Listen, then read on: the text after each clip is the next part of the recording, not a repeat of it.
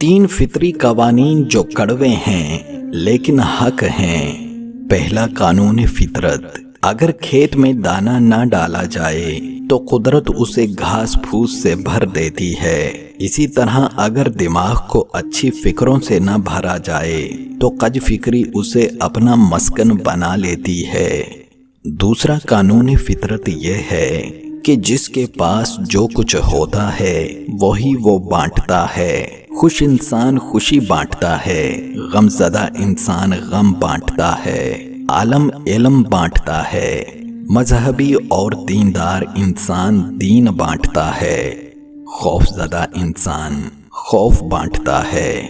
تیسرا قانون فطرت یہ ہے، آپ کو زندگی سے جو کچھ بھی حاصل ہو اسے ہضم کرنا سیکھیں، اس لیے کہ کھانا ہضم نہ ہونے پر بیماریاں پیدا ہو جاتی ہیں اور بڑھتی جاتی ہیں۔